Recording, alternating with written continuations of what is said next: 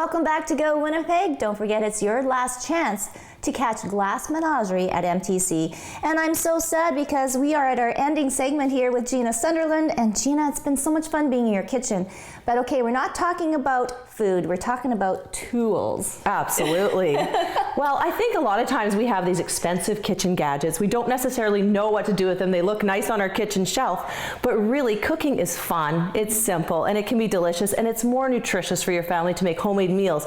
And having a few simple tools in your kitchen can go a long way to make that meal preparation so simple. So what's on your list? Okay, well, one of my favorite things, anyone that bakes knows that measuring spoons are an essential, but another great thing is to use them for spices. You can get just the right amount. Wow. Spices are delicious and they add flavor without adding salt to your food, but if you have too much or too little, the recipe just doesn't turn out. So take advantage of your measuring Not just spoon. a pinch anymore. Correct. All right, this guy here looks deadly. Okay, this is one of my favorite kitchen tools. This was actually a Christmas gift a few years ago. And you know when you get Christmas presents and they're kitchen tools, you're like, but I love this. So I love to make blended vegetable soups. I love to make tomato sauce with it.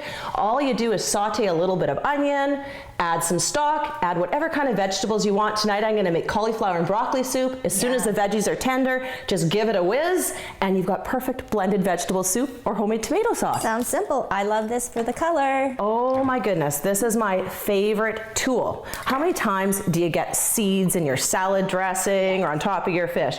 This is a lemon squeezer, Tracy, and all you do is give this a press.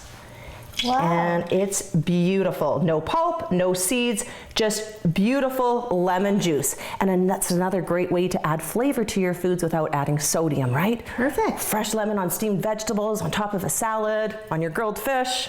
Awesome. Well, I noticed the vegetable steamer right here, and it's great.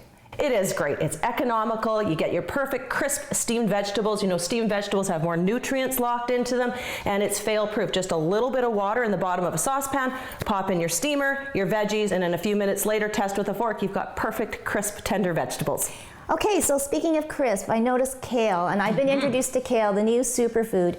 But kale chips, I've been trying to make them, I've been burning them. Right. So what is the secret? Okay, well, a secret is, and this is a super tool that you must not go without in your kitchen, it is an oil mister. So you take your kale, you wash it, you pat it dry, you chop it in fairly good sized pieces. I like to put it on a piece of parchment on a baking sheet, and you give it a little spray with an oil mister. Wow. You're using very little oil, so very little fat.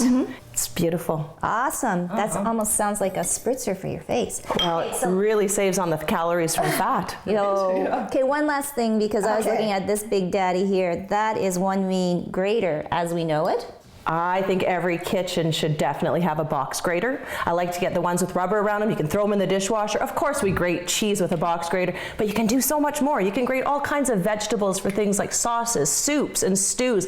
I like to grate carrots and top my salads with them. I'm going to make that blended vegetable soup. I'll probably throw in a few of those grated carrots at the end for color and flavor. Well, there's so much to learn, so much to see and do, but it's all about getting back into the kitchen. So now we know that the Junos are coming and everybody's going to be eating so well. All right. Exactly. We all know that. But then we're going to head into April and we're going to think, oh, there's nothing to do, but don't go away. There's a Laugh Fest coming to Winnipeg. So that's all coming up on Backstage.